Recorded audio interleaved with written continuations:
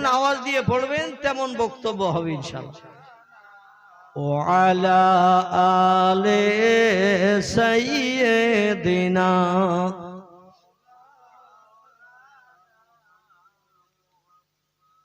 ইরাকের দেশে আল্লাহর দুইজন ওলি ব্যক্তির আগমন হয়েছিল। একজন ব্যক্তির নাম হযরত আল্লামা হাফেজ কারি সরি শক্তি রহমাতুল্লাহ আলাইহি। কি নাম বললাম? সরি শক্তি রহমাতুল্লাহ আলাইহি। ওনার একজন যোগ্য ছাত্র ছিল। ছাত্রটির নাম হযরত আল্লামা শাহ শিবলি নোমানী রহমাতুল্লাহ আলাইহি, যিনি বিশ্ব নবীর জীবনী গ্রন্থ লিখেছেন সিরাতুন নবী। নবীজির একটা জীবনী গ্রন্থ লিখেছেন এই আল্লামা শাহ শিবলি নোমানী রহমাতুল্লাহ আলাইহি। নবীজির জীবনী গ্রন্থ মানুষের কাছে খুব প্রিয় এবং পছন্দনীয়। নবীর ভালো জীবন হিসাবে বিশ্ববাসীর কাছে খুব পছন্দনীয়। বইটির নাম হলো সিরাতুন নবী। নবীর জীবন আদর্শ নিয়ে একটা বই লিখেছেন তিনি। এই ছাত্রটি যার নাম হযরতে আল্লামা শাহ শিবলি নোমানী রহমাতুল্লাহ আলাইহি, ইরাকের জমিনে দাজলা নদীর পার্শ্ববর্তী এলাকায় তিনি সরি শক্তির মাদ্রাসায় কোরআনী তালিম নেওয়ার জন্য পড়াশোনা করতে গেলেন। আজকের যেমন তিনটে ছেলে পাগড়ি নিল, সবকে এক পাড়ার, বিভিন্ন জায়গাতে নাকি বিভিন্ন জায়গা থেকে পড়তে এসেছে। যার সরশক্তি যেমন সে তেমন ভাবে কোরআনকে সিনায় জমা করেছে। যাদের ব্রেন মগজ একটু নরমাল তাদের একটু সময় লাগে বেশি, যাদের ব্রেন মগজ সাফ তাদের একটু তাড়াতাড়ি হয়ে যায়। 3 মাসের ভিতরেও অনেক ব্যক্তি কোরআনের হাফেজ হয়েছে। কমাস বললাম। ইমাম তিরমিজি রাহমাতুল্লাহ আলাইহির নাম, বিখ্যাত হাদিসের কিতাব লিখেছেন যিনি, সুনানে তিরমিজি। এই তিরমিজি রাহমাতুল্লাহ আলাইহি 3 মাসে কোরআন শরীফ হেফজ করে সিনায় জমা করেছিলেন। তাদের মগজটা আল্লাহ একটু সাফ করে দিয়েছিলেন। যাই হোক, তো শিবলি রাহমাতুল্লাহ আলাইহি সরি শক্তির মাদ্রাসায় যে কোরআনের হাফেজ হওয়ার জন্য তিনি পড়তে গেলেন। খুব সংক্ষেপ করে বলছি, রাত অনেক হয়ে গেছে। তো অল্প কিছুদিনের ভিতরে ব্রেন মগজ সাফ পরিষ্কার থাকার কারণে তিনি কোরআনের হাফেজ হয়েছেন। হাফেজ হওয়ার পরে মাদ্রাসা এই রকম একটা অনুষ্ঠান করা হয়েছে। প্রত্যেকটি মাদ্রাসায় যখন হাফেজদের পাগড়ি পরানো হয় কম বেশি এইরকম একটা অনুষ্ঠান করা হয়। অনুষ্ঠানে বক্তারা আসেন বা আল্লাহওয়ালা মানুষেরা আসেন, পীর সাহেবেরা আসেন, এসে ছাত্রদের মাথায় পাগড়ি পরিয়ে দেয়। আচ্ছা, যারা কোরআনের হাফেজ হয়েছে এদের কি কোনো প্রোগ্রেস রিপোর্ট দেওয়া হয়? মার্কশিট? একটু কথা বলে না সুলাইমান নবীর মতো ঘুমিয়ে চোখ আগলা করিয়েছে? কোরআনের হাফেজ হলে তাদের কি কোনো প্রোগ্রেস রিপোর্ট, মার্কশিট, রেজাল্ট দেওয়া হয়? ওদের মার্কশিট, রেজাল্ট, প্রোগ্রেস রিপোর্ট হলো মাথায় পাগড়ি জড়ানো। বুঝতে পেরেছেন? এই পাগড়ি জড়ানো মানে ওরা কোরআন শুরু থেকে শেষ পর্যন্ত সিনায় জমা করেছে। পাগড়ি জড়ানোটাই হচ্ছে ডকুমেন্ট। এই জন্য ছেলেরা এই পাগড়িটা খুব সযত্নে রেখে দেয়, কারণ এটাই তার হাফেজ হওয়ার ডকুমেন্ট। তো শিবলি ডেকে বলছেন, বাবা আজকে তোমার মাথায় পাগড়ি পরানো হবে, খুব ভালো করে শুনবে। হযরতে সরি শক্তি রাহমাতুল্লাহ আলাইহি শিবলিকে ডেকে বলছেন, বাবা তুমি কোরআন সিনায় জমা করেছো, আমার সামনে না দেখে তুমি শুরু থেকে শেষ পর্যন্ত পড়া দিয়েছো। তোমার যে সিনায় কোরআন জমা হয়ে গেছে আমি তার বাস্তব ডকুমেন্ট। এজন্য তোমার মাথায় আজকের পাগড়ি পরিয়ে দেওয়া হবে। মাদ্রাসা কমিটি এলাকার মানুষ তারা আসবে, দেখবে আমার মাদ্রাসা থেকে এবছর কটা ছেলে হাফেজ হয়ে মাথায় পাগড়ি বেঁধে চলে যাচ্ছে। তো বাবা, এ ছেলেরা তোমরা যারা আজকের পাগড়ি পরবে আজকের এই মজলিসের জলসায়, আমি তোমাদের গোটা কয়েক উপদেশ দেব। বাবা চলে যাবো তো বাড়ি, কারণ আমার এখানে আর পড়ার কিচ্ছু নাই। আমার এখানে পড়ার নিয়ম নীতি ছিল কোরআন শুরু থেকে শেষ পর্যন্ত পাঠ করা এবং সিনায় জমা করা। এরপরে যদি বাড়তি শিক্ষা করতে চাও, বাড়তি জ্ঞান অর্জন করতে গেলে অন্য জায়গায় ভর্তি হতে হবে। প্রাইমারি স্কুলে কি বিয়ে পর্যন্ত পড়ানো হয়? প্রাইমারি স্কুলে, মাধ্যমিক স্কুলে কি এমএ পড়ানো হয়? হয় না। এক এক জায়গায় এক একটা ক্লাস শেষ আছে। তিনি বললেন তোমরা আরো যদি ভালো কোরআন হাদিসের জ্ঞান অর্জন করতে চাও, অন্য জায়গায় মাদ্রাসায় যেখানে অনেক শিক্ষক ছাত্রদের পড়ায়, বিভিন্ন সাবজেক্ট নিয়ে পড়ায়, এক একটা শিক্ষক 45 মিনিট 40 মিনিট করে, এইভাবে সারা বছর পড়ে পরীক্ষা দিয়ে পাশ করতে হবে, পরের ক্লাসে প্রমোশন পাবে। তবে আমি গোটাকে উপদেশ তোমাদের দিয়ে ছেড়ে দেবো বাবা পাগড়ি পরিয়ে। ছাত্রেরা বললেন মা সালাকা ইয়া আইয়ুহাল ওসাতিজ, আমাদের ওস্তাদ হুজুর গো, আপনি পাগড়ি পরিয়ে বিদায় দেবেন, এই মাদ্রাসা আমরা আর পড়তে আসবো না, কারণ আমাদের যা পড়ার সব পড়া হয়ে গেছে। এই জন্য পাগড়ি পরিয়ে বিদায় দেবেন, আমরা চলে যাব বাড়ি। কিন্তু কি উপদেশ দিতে চান হুজুর বলুন, আমরা এক মনে শুনবো। শিবলি রহমাতুল্লাহ আলাইহি বললেন বাবা খুব ভালো করে শুনবেন, এই মাদ্রাসার ছাত্ররা তোমরাও একটু শুনে নাও বাবা। হযরত সরিশক্তি ডেকে বলছেন বাবারা, আমি যে কটা উপদেশ তোমাদের দেব, উপদেশ কটা মন দিয়ে শোনো। প্রথম উপদেশ হলো, আমার এখান থেকে পাগড়ি পরে বাড়ি যাওয়ার পরে দৈনন্দিন তোমাদের 100 পারা করে কোরআন প্রতিদিন পড়তে হবে। কবারা? 100 পারা করে প্রতিদিন কোরআন পড়তে হবে। তো প্রতিদিন 100 পারা করে পড়লে কোরআন খতম হবে কদিনে? কদিন? আলহামদুলিল্লাহ। তাহলে এখনো ঘুমাননি আপনারা? 5 দিনে কোরআন খতম হয়ে যাবে। এইভাবে পড়া যদি চালু রাখতে পারো, কবরে যাওয়া পর্যন্ত কোরআন সিনায় নিয়ে কবরে যেতে পারবে। আর কবরে যদি কোরআন সিনায় নিয়ে যাও, কবরের বাবার ক্ষমতা হবে না কিয়ামত পর্যন্ত তোমাদের লাশের একটা পশমের গায়ে কামড় দেয়া, মাটি তোমাদের খাবে না। যেমন কবরে রাখা হবে তেমন অবস্থায় আল্লাহ তোমাদের কবরে রাখবেন। আল্লাহর বাণী কোরআন সিনায় জমা করে রাখার জন্য। এ বাবারা, 2 নম্বরের উপদেশ হলো, প্রতিদিন 5 ওয়াক্ত নামাজ যেন ছাড়বে না। নামাজটা হলো আল্লাহর সঙ্গে সম্পর্ক গাঢ় তৈরি করার জন্য 1 নম্বরের পন্থা। আফজালুল ইবাদাতি সালাত।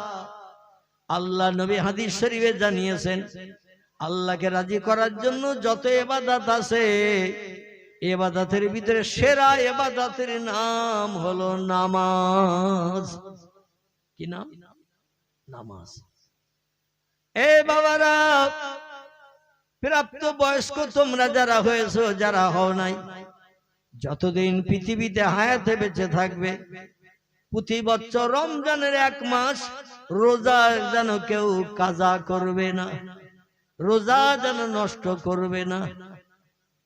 ছাত্ররা শুনলো, কেউ বা প্রাপ্তবয়স্ক, কেউ বা এখনো প্রাপ্তবয়স্ক হয়নি।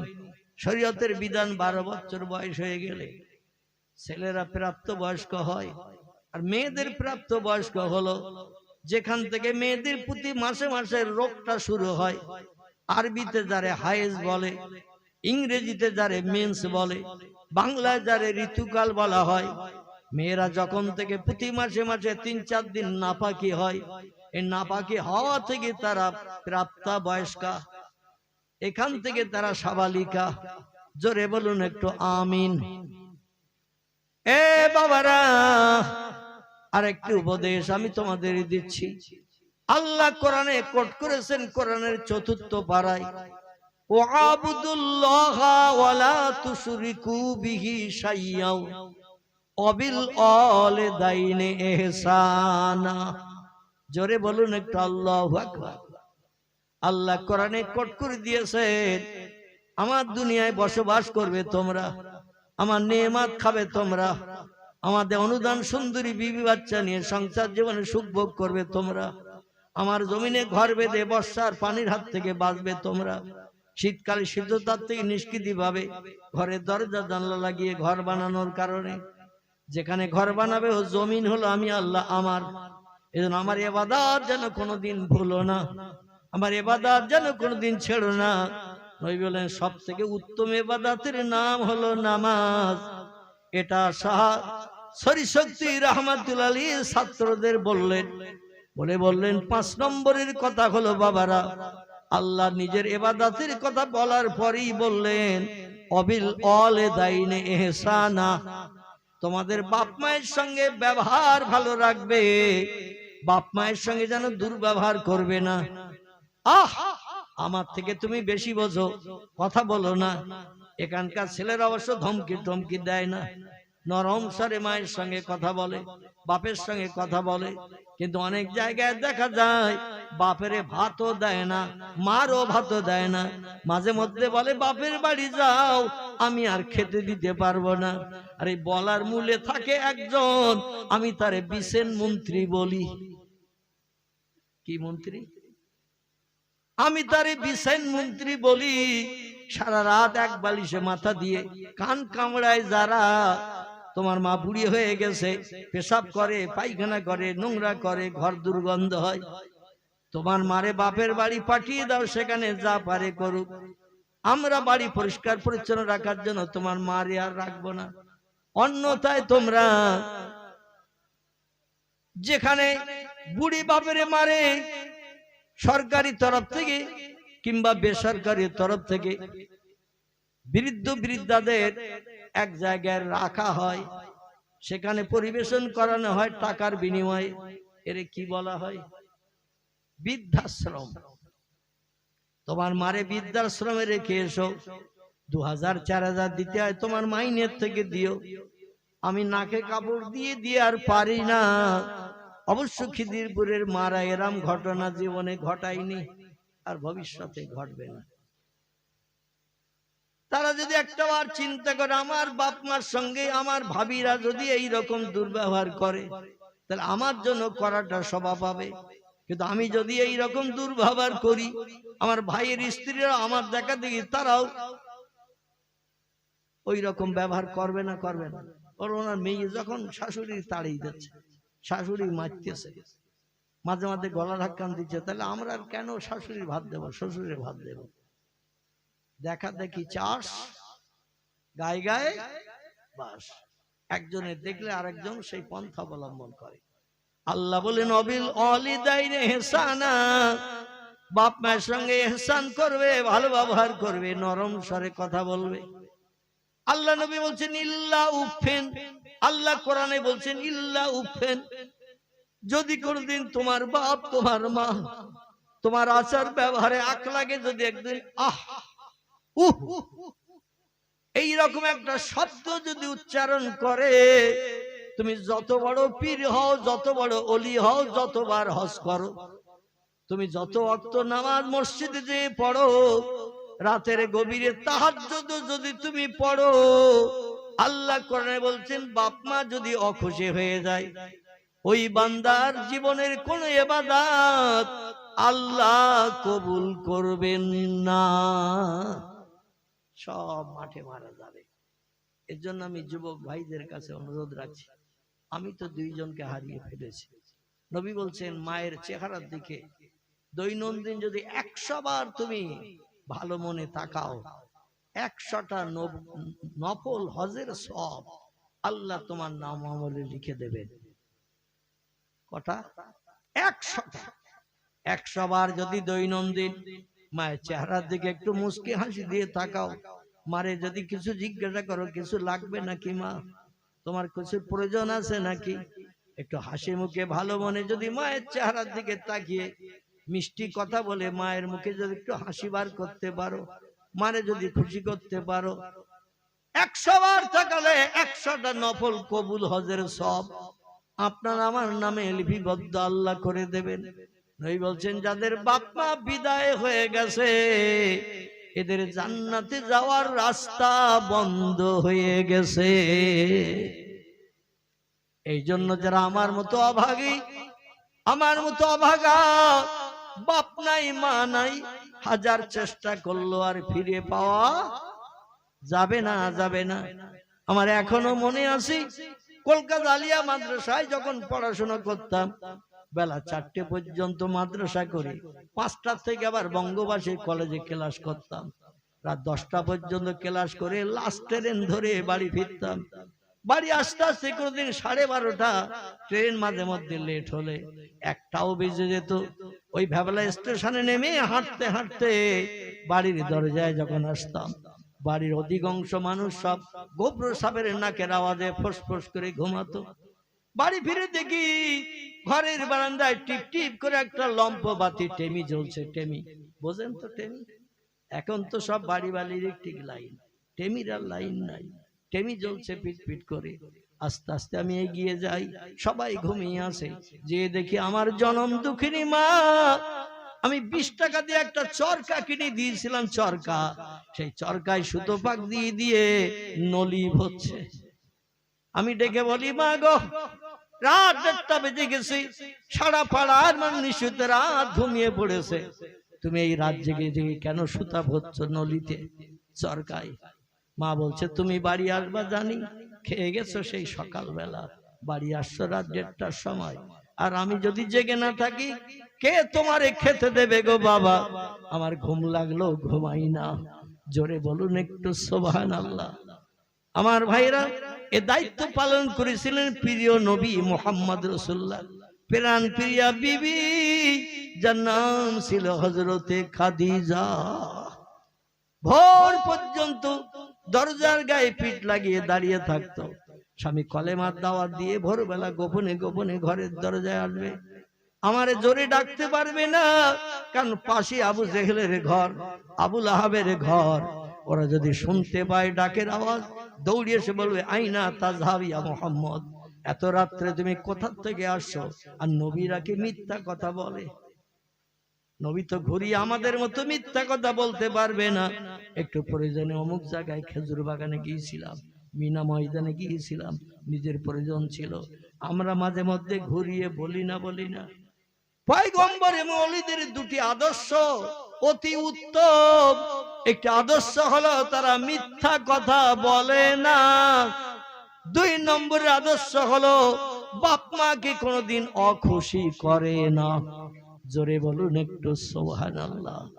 আমার ভাইরা, শাহ শিবলি ডেকে বললেন, শাহ সরি শক্তি রহমাতুল্লাহ ডেকে বললেন, ছাত্ররা বাড়িতে যখন চলে যাবে, বাপ মা যেটা বলবে সেটা মান্যতা দেবে, বাপ মায়ের সঙ্গে সম্পর্ক ভালো রাখবে, বাপ মা যে হুকুম করবে সেটা বাস্তবে রূপদান করে পিতা মাতার মুখে হাসি ফুটাবে, তাহলে আল্লাহ তোমার উপরে রহম করম দান করবেন, তুমি আল্লাহর প্রেমিক প্রিয় বান্দা সাব্যস্ত হয়ে যাবে বাবারা।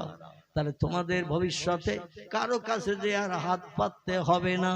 জোরে বলুন একটু আমিন। শিবলি বাড়ি ফিরে আসবেন অন্য ভাইদের সঙ্গে। হুজুর শেষ কথাটা বললেন, বাবারা আমি আর একটা উপদেশের কথা বলছি, এটার একটু মান্যতা দেওয়ার চেষ্টা করবে। ছাত্ররা বলো, মা সালাকা ইয়া আইয়ুহাল ওসাতিস, আমাদের ওস্তাদ হুজুর গো, বলুন আমাদের আর কি মান্যতা দিতে হবে? উনি বললেন, যখন বাড়ি চলে যাবে আল্লাহর কোরআনের তালিমের জন্য একটা মাদ্রাসা তৈরি করবে। এই হাফেজ ইয়াকুব সাহেব, পাড়ার আরো তো আলেম হাফেজ মোল্লা মৌলবী অনেক আছে না নাই? এই খিদিরপুর গ্রামে আরো আছে না নাই? কিন্তু তার সৎ উদ্দেশ্যটা কতটা একটু চিন্তা ভাবনা করেন। শাহ সরি শক্তি রহমাতুল্লাহ বললেন, বাবারা বাড়ি যে একটা কোরআনী তালিমের মাদ্রাসা বানাবে, এলাকার ছেলে মেয়েদের কোরআনী তালিম দেবে। আল্লাহর কোরআন যে ঘরে তেলাওয়াত হয় সে ঘরে আসমানি গজব পর্যন্ত আসে না। জোরে বলুন একটু সুবহানাল্লাহ। আল্লাহ হাড়িতে দানায় দানায় বরকত দেয়, রুজিতে শ্রীবৃদ্ধি করে দেয়। রোগ বেমারি থেকে আল্লাহ ওই বাড়ির মানুষকে নিষ্কৃতি রাখেন। আসমানি গজব বালা মুসিবত ওই ঘরে আসে না যে ঘরে দৈনন্দিন কোরআন তেলাওয়াত হয়। জোরে বলুন একটু সুবহানাল্লাহ। শিবলি উপদেশ কটা শুনেনি, বাড়ি ফিরে আসলেন, কিন্তু ঘটনা হলো তার বাবা দুনিয়ায় বেঁচে নাই। অধিকাংশ মাদ্রাসায় দেখবেন বাপ হারা ছেলে, মা হারা ছেলে, এই রকম ছেলেদের মাদ্রাসায় ভর্তি করানো হয়। কারণ স্কুল কলেজে পড়াতে গেলে টাকা পয়সা খরচ হবে। যিনি অভিভাবক দুনিয়া থেকে বিদায় হয়ে গেছে, বই কিনে দেবে কে, জামা কাপড় কিনে দেবে কে, পরীক্ষার ফিস দেবে কে? দেওয়ার তো কেউ নাই। পরের বাড়িতে ঝিয়ের কাজ করে কোন রকমে দুটো খাবার পায়, তাই নিয়ে বাড়ি চলে আসে। মা বেটা দুইজন এক জায়গায় বসে বসে ভাগ করে করে খায়। আচ্ছা, বেটা এবং মা যদি দুইজন পরের বাড়ি ঝিয়ের কাজ, কাজের মেয়ের কাজ করে যদি আসে, খাবার যেটা তারা দেয়, ও খাবারটা মা বেশি নেয় না ছেলেরে বেশি দেয়? কারে বেশি দেয়? আহারে, 32টি নারী ছাড়া ব্যথা, এটা কেবল মা ছাড়া পৃথিবীতে কেউ জানে না। না না, কেউ জানে না, কেউ জানে না। একটা বাচ্চা যখন মায়ের উদর থেকে পৃথিবীতে আসে, বিজ্ঞানীরাও একমত, তফসিরের কেতাবও একই তথ্য দেয়া হয়েছে। সূক্ষ্ম সূক্ষ্ম সরু সরু 32টা নাড়ি ছিঁড়ে একটা বাচ্চা, ছেলে হোক বা মেয়ে হোক, এই পৃথিবীর জমিনে যখন ভূমিষ্ঠ হয়, 32টা নাড়ি ছিঁড়ে আসে। দেহের 3 ভাগের 2 ভাগ রক্ত এই নাড়ি ছেঁড়ার কারণে বেরিয়ে যায়। অনেক মা বেহুশ হয়ে যায়, অনেক মার ধৈর্য সহ্য করে পরবর্তী তার নিঃশ্বাস টেনে ফেলতে পারে না। কত মা সন্তান প্রসব করতে যে মৃত্যুর করে ঢলে পড়ে না, পড়ে না, কত মা মারা যায়, কত মা। আমার ভাইরা, এই পৃথিবী থেকে সন্তানের নাড়ি ছেঁড়া ব্যথার কথা মনে রেখে তারা দেখবেন সন্তানকে বেশি খাওয়ায়, নিজে গালের ভিতর থেকেও খাবার বার করে সন্তানের খাওয়ায়। জোরে বলুন একটু আমিন, জোরে বলুন একটু আমিন। মরারে আল্লাহ কেমন করে জিন্দা করেন, ওই আলোচনাটা আমি রাখবো। রাজি আছেন সকলে? আচ্ছা, দোয়া হওয়ার আগে উঠে যাবেন কে কে বাড়ি? একটা হাত তোলেন তো দেখি। দোয়া হওয়ার আগে হ্যাঁ যাবেন না তো? আমি তো ঘরের পোল্ট্রি মুরগি, আমি তো বাইরের কোনো বক্তা টক্তা না। কম বেশি 2-2.5 বছর ছাড়া 40 বছর আপনাদের গ্রামে আসতেছে। মাঝখানে 2-2.5 বছর কঠিন রোগে আক্রান্ত থাকার কারণে আসার মতো পরিবেশ ছিল না, এজন্য আমি আসতে পারি নাই। আল্লাহ কবরে যাত্রীকে আবার চেয়ারে বসার সুযোগ দিয়েছেন, এজন্য শুকরিয়া কোটি কোটি কোটি কোটি মাহবুদের দরবারে রাখি। জোরে বলুন একটু সুবহানাল্লাহ। তো শিবলি হুজুরের কথা শুনে বাড়ি ফিরে এসে, খুব সংক্ষেপ করে গল্প আকারে বলছি, বাড়ি ফিরে এসে ইরাকের দেশে একটা নদী আছে, কম বেশি আপনারা নদীর নামটা জানেন। এই নদীটির নাম হলো দাজলা নদী। কি নাম বললাম? দাজলা নদী, জাজলা না, দাজলা। এই দাজলা নদীর কিনারায় তিনি একটা মাদ্রাসা তৈরি করেছেন হুজুরের কথাকে বাস্তবে রূপদান করতে, এবং বললেন, বাবারা, মাদ্রাসা তৈরি করে এলাকার ছেলে মেয়েদের কোরআনি তালিম দিলে তোমার ভান্ডার থেকে কর্পূর আর বেরিয়ে যাবে না। কর্পূর বোঝেন তো? পেট্রোলের ব্যারেলে সিবি যদি খুলে রেখে দেন 3 দিন, ওর ভিতরে পেট্রোল আর 5 লিটার থাকবে তো। কর্পূরের মুখ যদি আলগা করেন সিবি ছোট বোতলে, দেখবেন ও আস্তে আস্তে গুঁড়ো ছোট হয়ে যাবে, কারণ এ খুব বেশি সময় থাকে না। তো যাই হোক, কোরআন সিনায় জমা করে রাখার জন্য হুজুরের নির্দেশটাকে বাস্তব জীবনে রূপদান করতে যে ইরাকের বিখ্যাত নদী দাজলা নদী, আর একটা নদী আছে ফোরাত। কি নাম বললাম? ফোরাত। এই নদীর তলা শুকিয়ে যাবে, পয়গম্বর 1450 বছর আগে বলেছে। এই নদীর পানি শুকিয়ে যাবে, তলা বেরিয়ে যাবে, আর এই ফোরাতের নদীর তলায় সোনার পাহাড় বেরিয়ে যাবে। আচ্ছা, এই খবর যদি আমরা শুনি, নদীর পানি শুকিয়ে গেছে, তলায় সোনার পাহাড় বেরিয়েছে, আমরা এখান থেকে দৌড়বো না? দৌড়বো না? 1 ভরির দাম এখন কত? 1,40,000। 40 জায়গায় আরো 5,000 কম করে ধরি, 1,35,000 টাকা। ছোট্ট একটা 1 টাকার কয়েন, 1 টাকার কয়েন, ও 10 গ্রাম ওজন। আগে দুটো 10 নয়া পয়সা, দুটো দিলে 10 গ্রাম হতো, 5 গ্রাম করে। ছোট্ট একটা সোনার দোলা 1,35,000 টাকা। এতটা যদি পাজা করে সিঁড়ি একবার বাড়িয়ে আনি তাহলে আর কোনোদিন কাজ টাজ করতে হবে বলে মনে হয়? টোটো টোটো চালাতে হবে? মসজিদে ইমামতি করার দরকার হবে? হবে? কারোর কিচ্ছু করার দরকার হবে না। শুধু একটু একটু কাটবো আর বসিরহাটে সেনকো বা এইরকম আলপনা আছে না, জুয়েলার্স, শুধু যেয়ে বলবো যে মাল ওজন করে, নগদ পয়সা মিটিয়ে দেন। কিন্তু এই সোনা নিতে যাবে পার্শ্ববর্তী বিভিন্ন দেশের মানুষ, এই সোনা নিতে যেয়ে 1999 জন মারা যাবে, একজন বাঁচবে। কজন? 1000 লোকের ভিতরে 999 জন ফাইট করতে যে এ বলে আমি নেবো, ও বলবে আমি নেবো। এই নিয়ে কেউ কাউকে দিতে চাইবে না, আত্মসাৎ করতে চাইবে, সেখানে লড়াই হবে। 1000-এর ভিতরে 999 জন মারা যাবে, একজন বাঁচবে। এইভাবে শেষে দেখা যাবে সোনা নেওয়ার আর লোক নাই। জোরে বলুন সুবহানাল্লাহ। আমার ভাইরা, তো ফোরাত নদী যার কিনারায় কবরস্থ হয়ে আছেন কারবালা নামক প্রান্তরে বিশ্ব নবীর প্রিয় নাতি ইমাম হোসেন রাদিয়াল্লাহু আনহু। আর এই ইরাকের আরেকটি এলাকা, সেখানে আছে দাজলা নদী। সেইখানে শাহ শিবলি নৌমানি রহমতুল্লাহ হুজুরের কথার মর্যাদা দিয়ে মাদ্রাসা বানিয়েছে। তো এলাকায় ঢাটরা দিল, যেমন আপনাদের ইয়াকুব সাহেব মাদ্রাসা করে এলাকায় খবর দিয়েছে না, দেয়নি?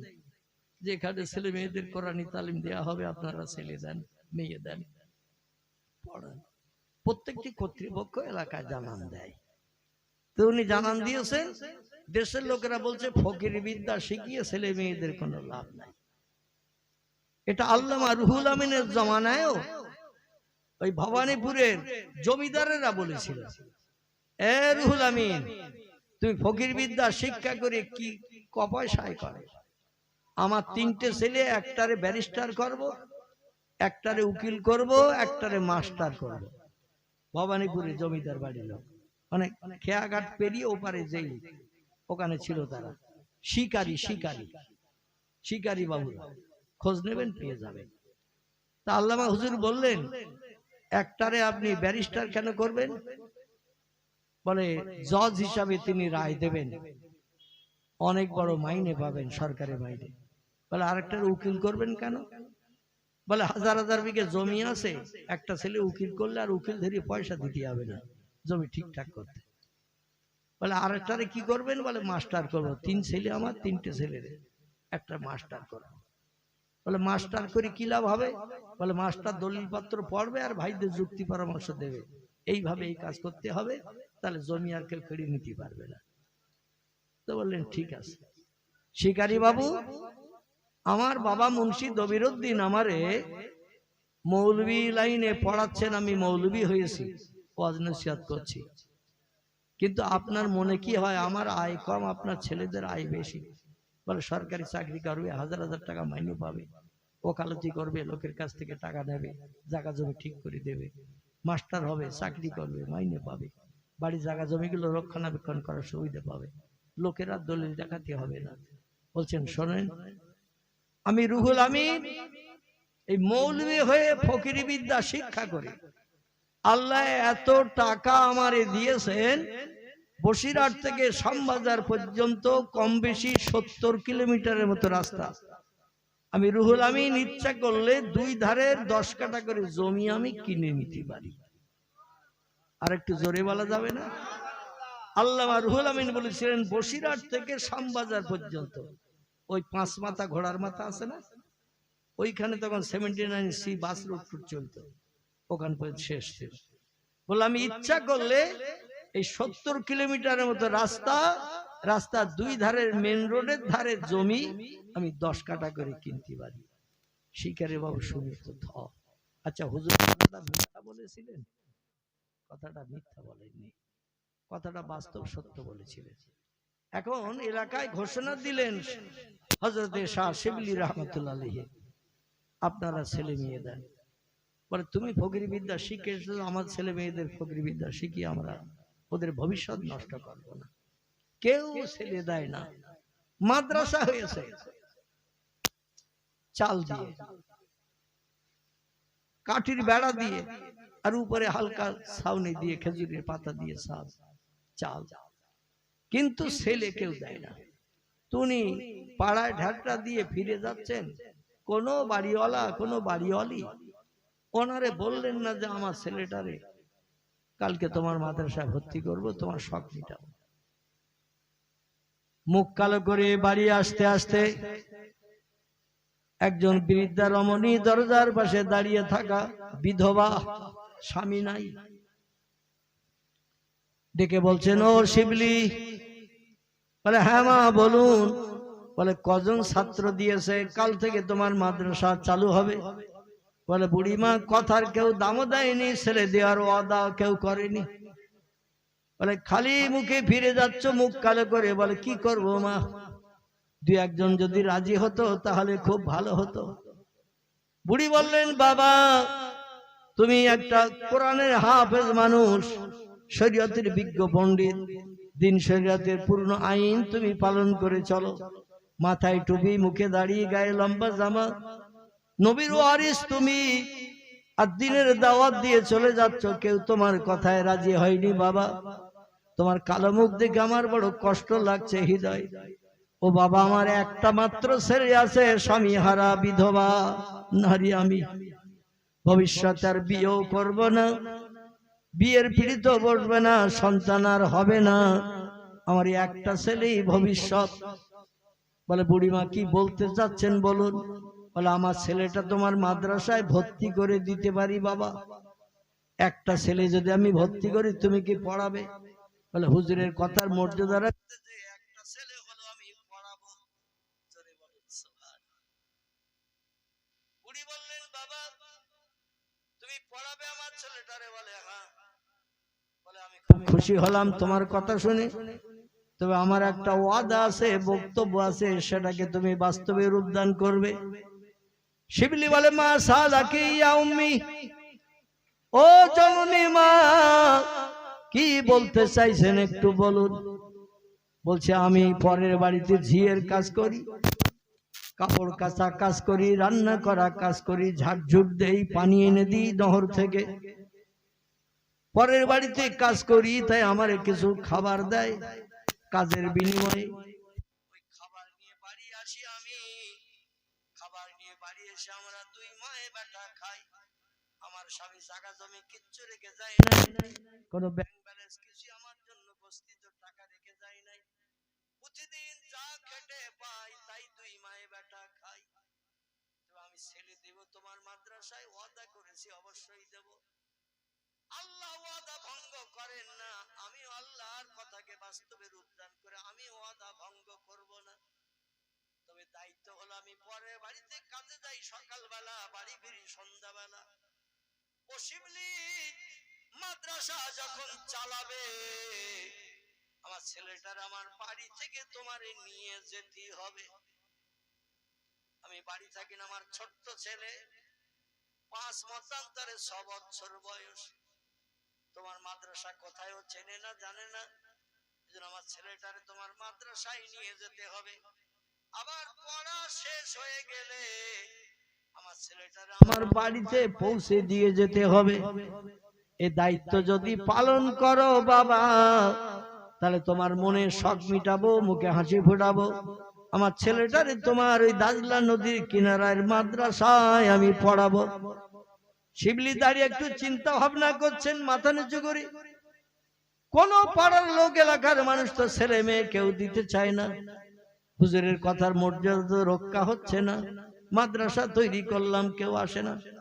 তো বুড়িমা যখন রাজি হলো, ফিরে আসার পথে শিবলি বলল, একটু কষ্ট যদি করতে হয় তাও করব। বুড়িমা ছেলেরে বাড়ি থেকে নিয়ে মাদ্রাসায় আনবো, কোরআনি তালিম 1-8 ঘন্টা দিয়ে আবার তার সঙ্গে করে নিয়ে তার বাড়ি পৌঁছে দেব, কারণ মা বাড়ি নাই। মা পরের বাড়িতে ঝিয়ের কাজ করে, চাকরানির কাজ করে, বাড়ি ফেরে সন্ধ্যার পরে।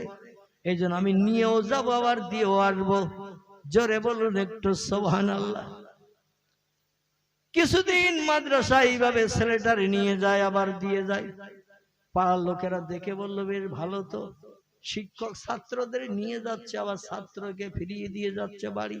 তাহলে আমাদের ছেলে মেয়ে দিলে আর অসুবিধা কি?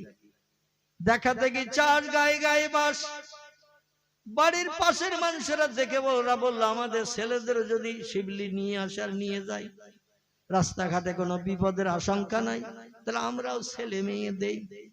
বেশ 8-10 জনের মতো ছেলে মেয়ে হয়েছে, 8-10 জনের মতো। হযরতে সরিশক্তি রাহমাতুল্লাহ আলাইহি একদিন চিঠি পাঠালেন শিবলির কাছে। তখন টেলিফোনের ব্যবস্থা ছিল না। এখান থেকে বহুদিন আগের কথা, কমপক্ষে অন্তত 1000 বছর আগের কথা। আমার ভাইরা, হযরতে শাহ শিবলি রাহমাতুল্লাহ আলাইহির কাছে চিঠি পাঠিয়েছেন। চিঠিতে লিখে দিয়েছেন, শিবলি মাদ্রাসা কেমন চলছে? খবরে শুনলাম তুমি মাদ্রাসা বানিয়েছো দাজলা নদীর কিনারায়। তোমার মাদ্রাসা কেমন চলছে? চিঠি ফেলে উত্তরটা পৌঁছে দিও। আমি তোমার ওস্তাদ হুজুর তোমার উত্তরের অপেক্ষায় থাকলাম। শিবলি চিঠি পড়ে নিয়ে যা উত্তর দেওয়ার উত্তর লিখে দিয়ে দিলেন, হুজুর অনেক চেষ্টা চতুর করে একটাই মাত্র ছেলে প্রথম মাদ্রাসা আমি পেলাম। তার বাড়ি থেকে আনতাম, আবার বাড়ি পৌঁছে দিতাম। পাড়া প্রতিবাসীরা তাই দিকে তারাও তাদের ছেলে মেয়ে আমার মাদ্রাসা দিয়েছে। এখন খুব বেশি হলে 10, কম হলে 8। সবাই আবার সব দিন আসে না, সুবিধা অসুবিধার কারণে সবাই সব দিন আসে না। হযরতে সরিশক্তি রাহমাতুল্লাহ আলাইহি চিঠি পেয়ে শিবলির তত্ত্ব পেলেন। 7-8 জন, মতান্তরে 9 জন প্রতিদিন মাদ্রাসায় শিবলির সঙ্গে যায়, আবার পড়াশোনা শেষ করে শিবলি বাড়ি ফিরিয়ে দিয়ে যায়। হযরতে সরিশক্তি আবার চিঠি পাঠালেন, বাবা শিবলি তুমি একটা দিনক্ষণ করো, আমি তোমার মাদ্রাসায় যে এইরকম একটা ওয়াজের মজলিস করব। আজকের যেমন মজলিস, একটা ওয়াজের মজলিস করব।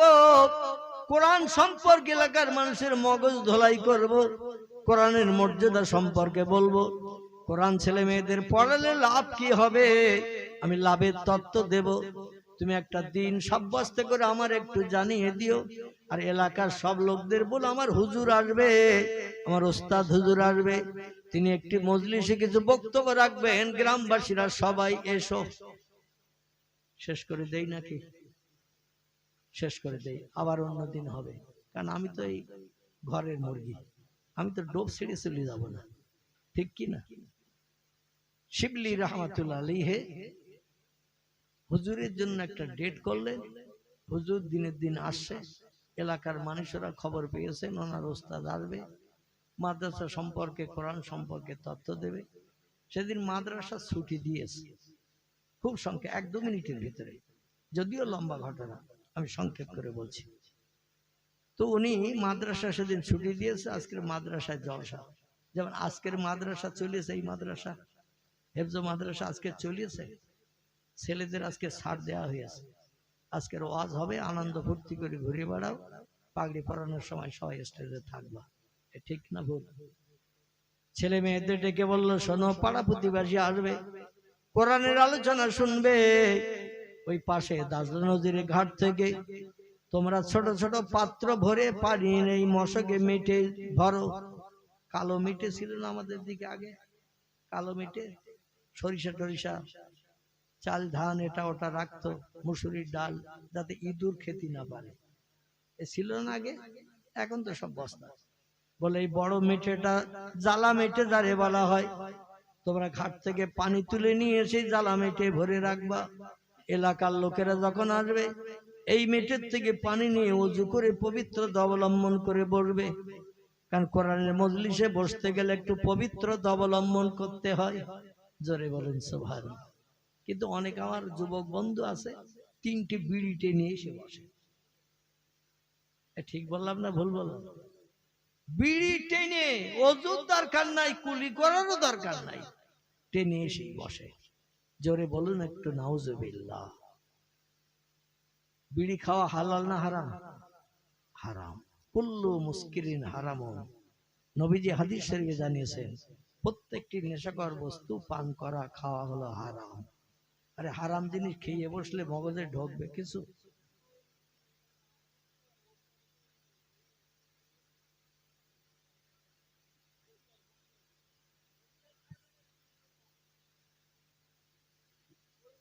তুমি চুপ করো, একটু বসো, তোমার কথাবার্তা কেউ বুঝতে পারতেছ না,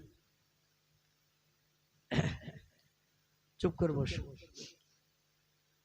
তো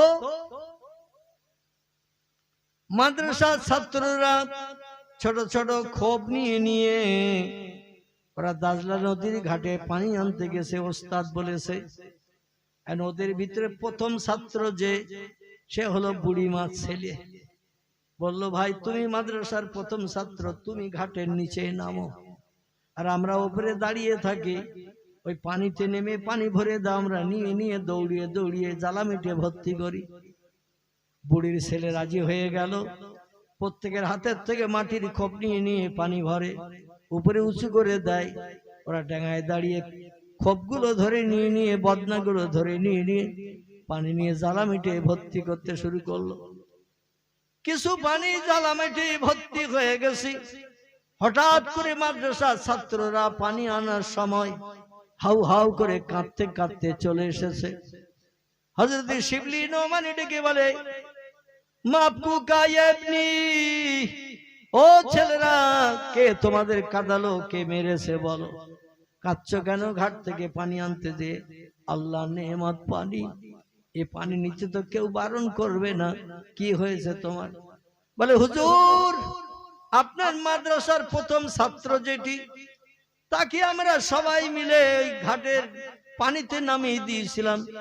হাঁটু সমানের নিচে পানির ঘাটে দাঁড়িয়ে ও পাত্র ভরে দিচ্ছিল, উঁচু করে দিচ্ছিল, ডাঙায় দাঁড়িয়ে দাঁড়িয়ে আমরা খোপ টপ গুলো বদনাগুলো ধরে নিয়ে দৌড়িয়ে দৌড়িয়ে এসে জ্বালামিটে ভর্তি করছিলাম।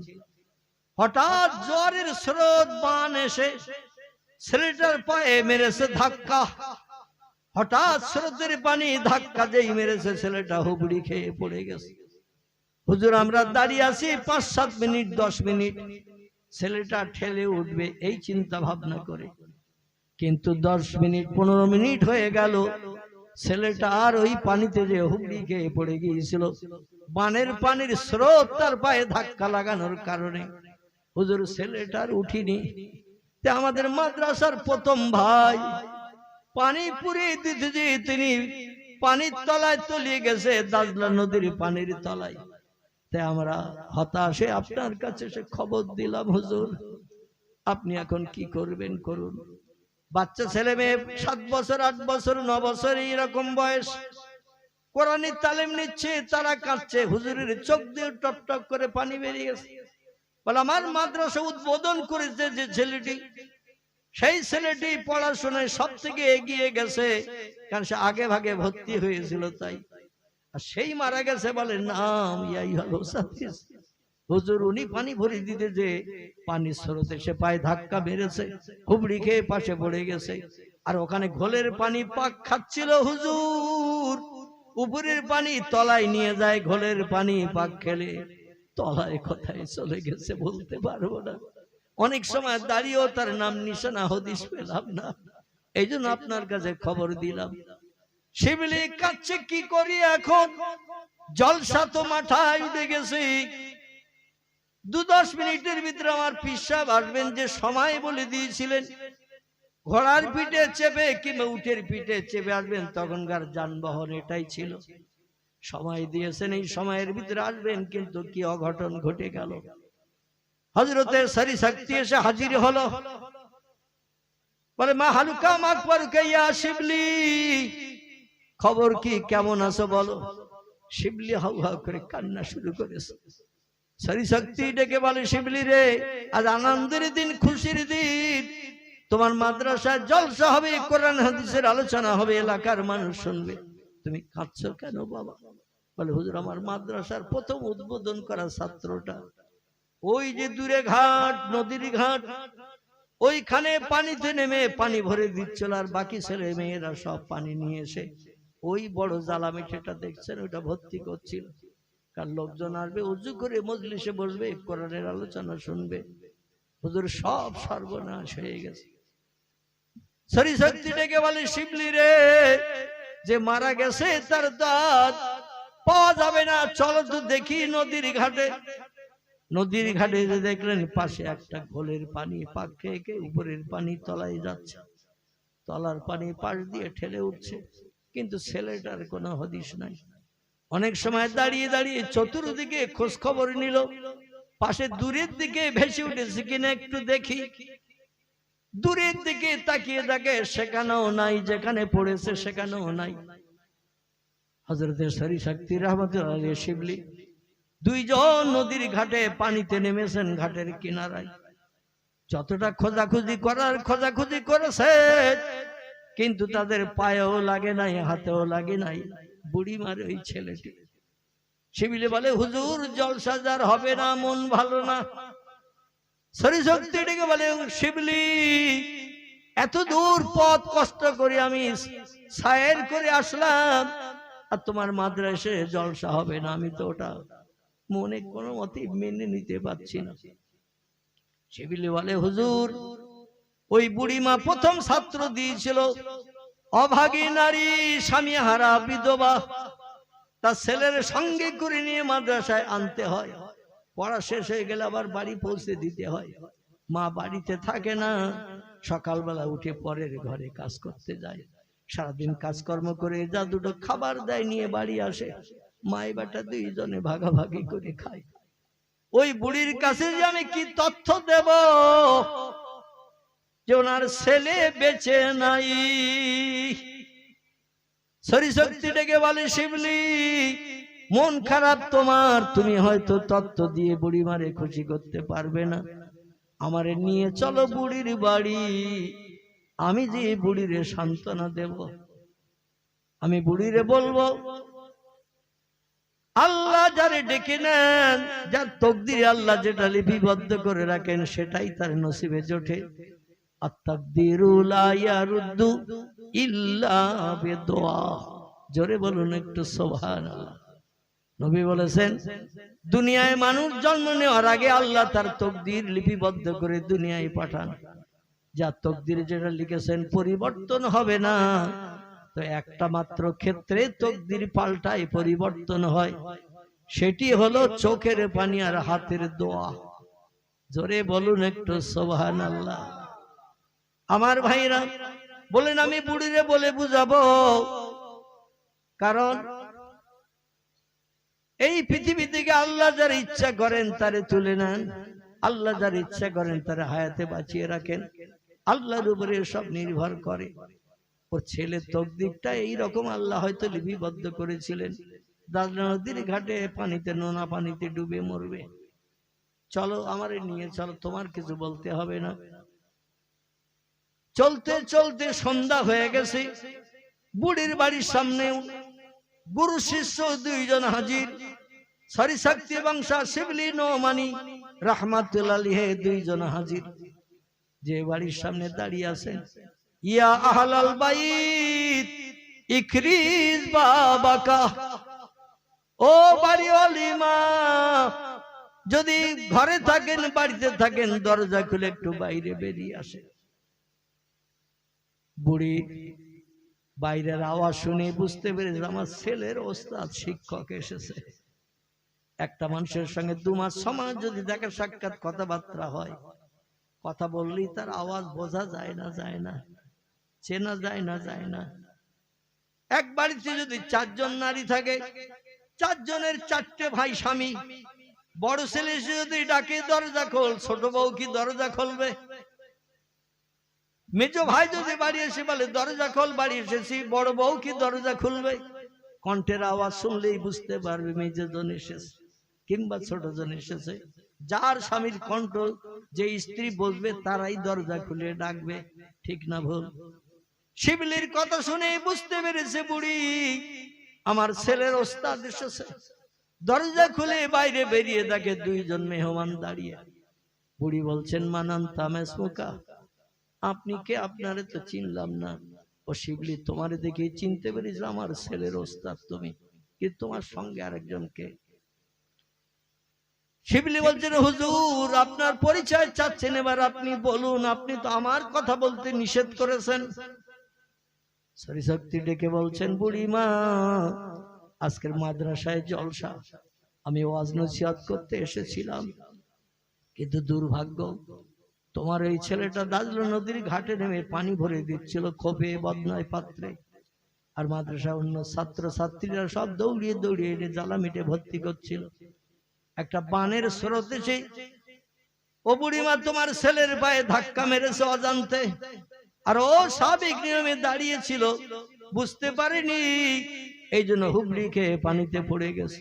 আর যেই পড়ে গেছে ওই ঘাটের পাশেই ঘোলের পানি পাক খাচ্ছিল, ওই ঘোলের পানি কথায় তলিয়ে নিয়ে গেছে।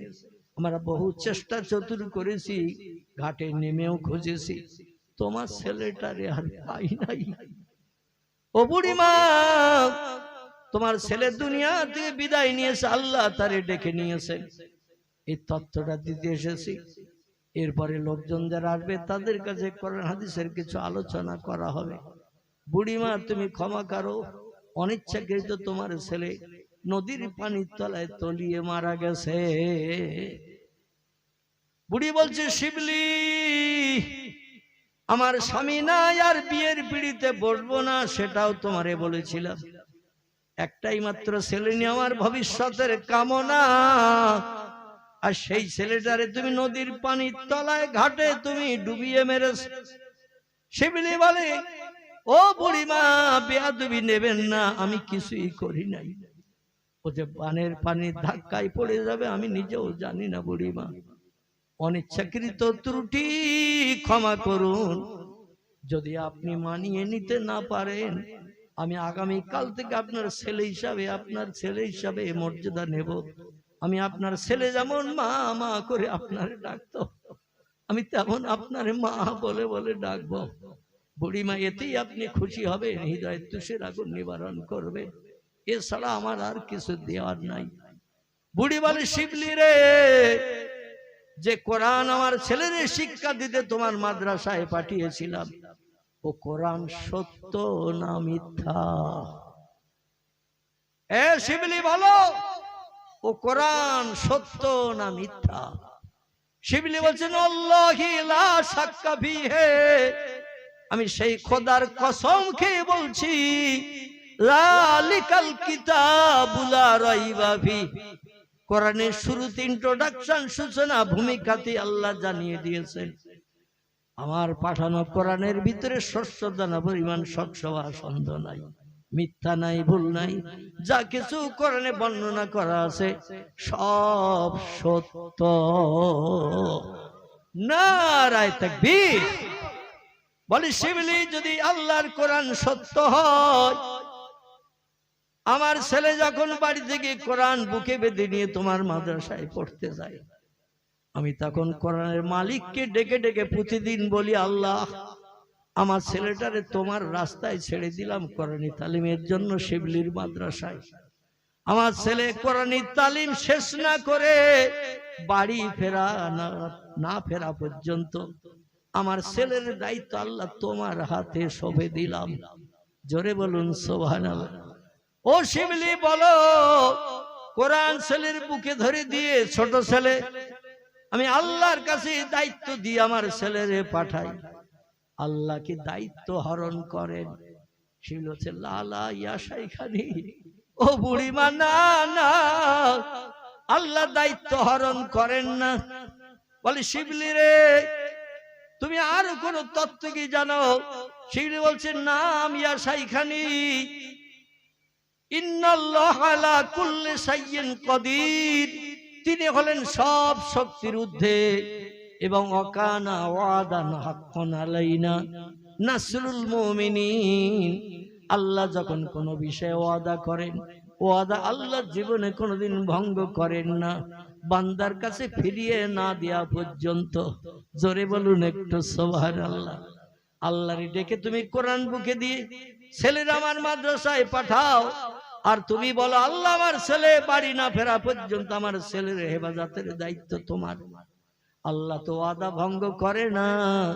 বুড়ি বলছেন, আল্লাহ যদি ওয়াদা ভঙ্গ না করে, যেখানে আমার ছেলে ডুবে গেছে আমার একটু ওইখানে নিয়ে চলো।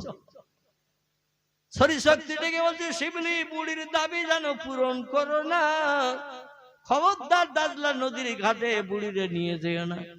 শিবলি বলছেন, কেন হুজুর? বলছে, ওইখানে যেখানে মারা গেছে ডুবে, ওইখানে নিয়ে গেলে বুড়ি কিন্তু নিজেই আষাঢ় খয়ে পানিতে পড়বে। ছেলে যখন নাই আমার আর বেঁচে থাকার দরকার নাই। আমি কারে মুখ দেখবো, কার চেহারা দেখে কলিজার তুষের আগুন নিবারণ করব? একটাই মাত্র সম্পদ আমার ছেলে। ছেলে চলে গেছে, আমার আর বেঁচে থাকার দরকার নাই। ও বুড়ি ধৈর্য ধরতে পারবে না, ওই ঘাটের পাশে পানিতে লাফ মেরে পড়বে। সাঁতার জানি কিনা জানি না, যদি সাঁতার না জানে স্রোতের পানিতে তারে কোথায় তলিয়ে নিয়ে যাবে তার ঠিক নাই। ছেলেটা তো মারা গেছে, সেটা বাস্তব দেখলাম শুনলাম, আবার তার মারও মারবে, এটা আমি সরি শক্তি পছন্দ করি না। এই জন্য বুড়ির নিয়ে যেও না। বুড়ি বলল, শিবলি তোমার হুজুরের কথা মোতাবেক আমার যদি দাজলা নদীর ঘাটে নিয়ে না যাও, আমি কিয়ামতে তোমারে ছাড়বো না, আমি কিয়ামতে তোমারে ছাড়বো না গো শিবলি। শিবলি বলে, হুজুর যা ঘটনা ঘটবে, আমি বুড়ি মারে না নিয়ে যে পাচ্ছি না। ছেলের মরণের জায়গাটা দেখে যদি হৃদয়ে তুষের আগুন একটু দিবে, যন্ত্রণা একটু কমে, ব্যথা যদি দূর হয়, সেটাই আমার জন্য সৌভাগ্য। ওস্তাদ রাজি না, শিবলি না নিয়ে ছাড়বে না।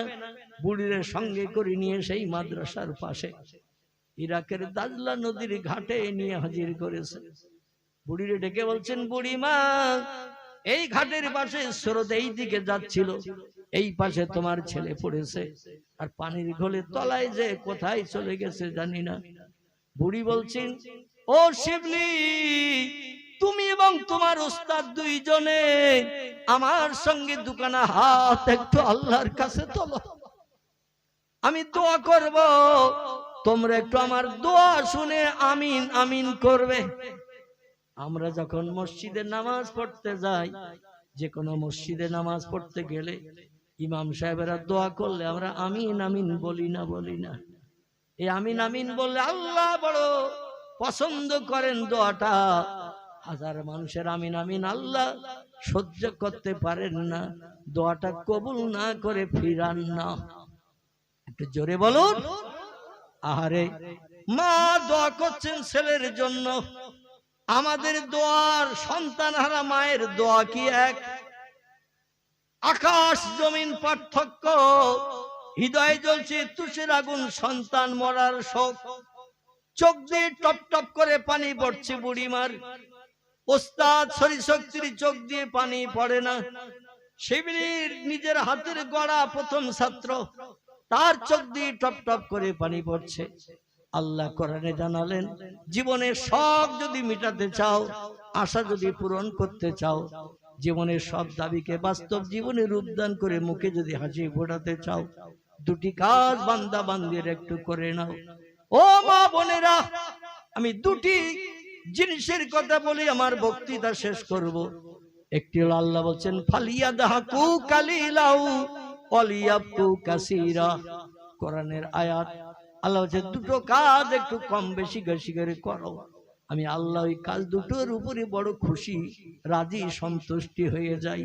জোরে বলুন একটু সুবহানাল্লাহ। একটি কাজ হলো ফালিয়াদহাকু কালিলা, হাসি তামাশা একটু কম কম করে করবে। ওয়ালিয়াবকু কাসীরা, চোখের পানি আমার কাছে একটু বান্দা বান্দিরা জীবনের দুঃখ দুর্দশা তুলে ধরে একটু বেশি বেশি করে ফেলবে। চোখের পানি ফেলবে বেশি, হাসি তামাশা করবে কম। এই দুটো কাজ পৃথিবীতে যারা করে, তাদের দোয়া দাবি আমি আল্লাহ কবুল না করে পারি না। জোরে বলুন একটু সুবহানাল্লাহ। মা কাঁদে সন্তানের জন্য, ওস্তাদ কারে শখের ছাত্রের জন্য। আল্লাহ পাক দুইজনের চোখের পানি কবুল করে হযরতে শক্তির সামনে বুড়ির সেই ছেলেটাকে আল্লাহ ঘোলের পানিতে আবার ভাসিয়ে দিয়ে দিলে। আল্লাহ ডেকে বলে, খিজির, পৃথিবীর সব সাগরের জীবজন্তুকে পরিচালনার দায়িত্ব দিয়েছি তোমারে।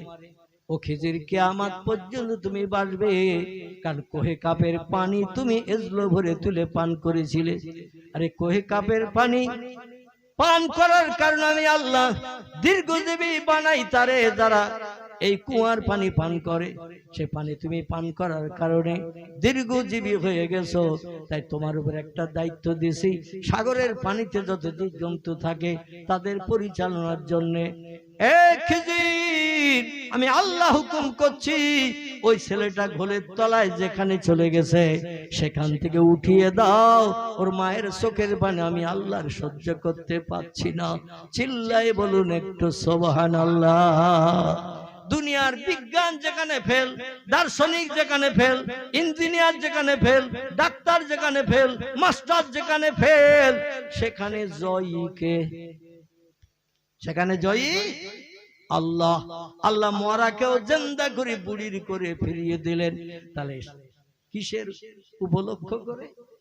মাদ্রাসায় কোরআনের তালিমের উপলক্ষ করে। জোরে বলুন একটু সুবহানাল্লাহ। সেই কোরআনের তালিম এখানে শুরু হয়েছে। 1 বছর এখনো পূর্ণ মনে হয় নাই, কিছুদিন মনে হয় আমার ধারণা বাকি। তার ভিতরেই 3টি ছেলে মাথায় পাগড়ি দিয়ে এখানে হাফেজের সার্টিফিকেট নিয়ে চলে যাচ্ছে। এটা একটা খিদিরপুর গ্রামের সৌভাগ্যের কথা, এটা একটা সুনামের কথা। আল্লাহ মাদ্রাসার উন্নতি আরো ত্বরান্বিত করুক। এলাকার মানুষের মহব্বত, প্রেম, ভালোবাসা, হেফজ মাদ্রাসার উপরে আল্লাহ বেশি বেশি মহব্বত তৈরি করার তৌফিক দান করুক। সকলে আপনারা একটু প্রচেষ্টা চালাবেন যাতে মাদ্রাসাটার বাকি কাজ সম্পূর্ণ হয়, মসজিদেরও বাকি কাজ সম্পূর্ণ হয়। ছোট ছোট বাচ্চা ছেলে এখান থেকে হাঁটাচলা করে দূরের মসজিদে যে নামাজ পড়ে যাওয়া আসার পথে বিপদ ঘটতে পারে কিনা, এই জন্য আমি অনুরোধ রাখছি। এখন আর এক এক করে নাম ধরে আপনাদের কাছে চাইবো না। কোরআনের ইজ্জত রক্ষার খাতিরে যারা যারা পকেটে করে নিয়ে এসেছেন, আমি অধম গুনাহগার নাদান, আমার হাতে কিছু দেওয়ার জন্য টপ টপ করে একটু উঠে আসেন। এখনই দোয়া করব, এখনই দোয়া করব। আমি এক এক করে নাম ধরে আর চাইবো না। যারা যারা এনেছেন, আমি অধম গুনাহগার নাদান, আমার হাতে দেওয়ার জন্য এই মাদ্রাসার উন্নতি কল্পে 10, 20, 50, 100, 200, 500 যার যেমন ক্ষমতা আছে। আসুন একটু দাঁড়িয়ে যাই, আমরা নবীজির দরবারে সোনার মদিনায় একটু সালাম পেশ করে নেই। যারা বাইরে শীতে ঠান্ডায় দাঁড়িয়ে আছেন একটু ভিতরে ঢুকে আসবেন। আর লম্বা আলোচনা হবে না, ইনশাল্লাহ অন্যদিন আবার করা যাবে। সকলে একটু নবীজির মহব্বতে সালাম পেশ করো। ইয়া নবী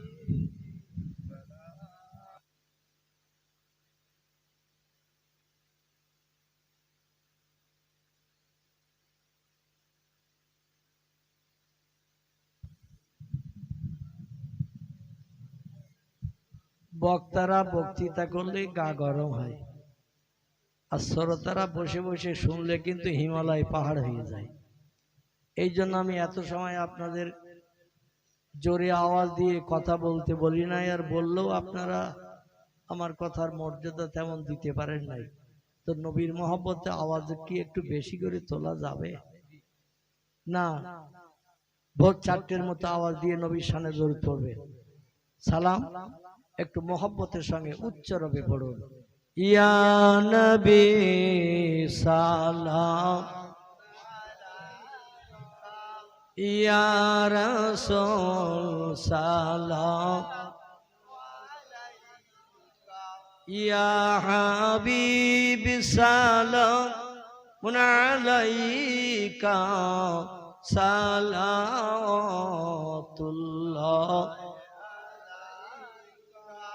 बागे इब्राहिम के गुलहिन मालाए जिसके बुलबुल आप है जाते तवक्कुल सलावतुल्लाह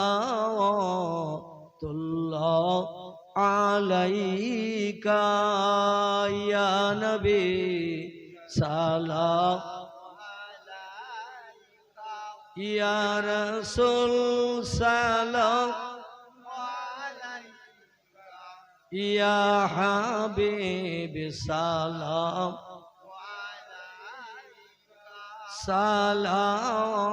सलावतुल्लाह। जिब्राइल आवाज तुलिल আসমানের দরওয়াজা খোলো গো, এসেছেন নবীদের সরদার, হবে যে খোদা দিদার। ইয়া নবী সালাম আলাইকা, ইয়া রাসূল সালাম, ইয়া হাবিব সালাম, সালাতুল্লাহ আলাইকা। সকলে সামনে গিয়ে এসে বসেন, সকলে একটু সামনে গিয়ে এসে বসেন। যারা রাস্তার উপরে দাঁড়িয়ে আছেন তাদের একটু ভিতরে ঢোকার সুযোগ করে দিন। বালাগাল উলা বিকামালিহি,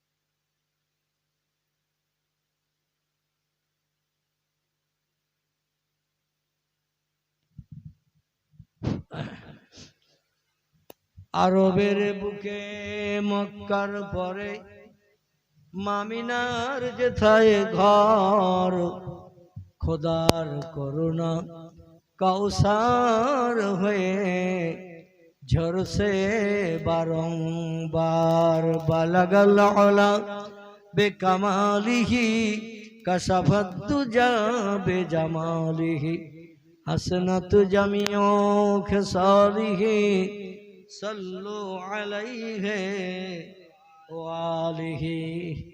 আল্লাহু আকবার। দেখতে দেখতে পৌনে একটা বেজে গেছে, এখনো তো দোয়া বাকি। আবার আপনারা অনেকে অদমের হাতে কিছু ভিক্ষা দেবেন বলে প্রস্তুতি নিয়ে আসেন, সেটাও আমি জানি। তবে এই কোরআনী তালিমের মাদ্রাসা, এই মাদ্রাসার কত মর্যাদা, কত দাম আল্লাহ দিয়েছেন।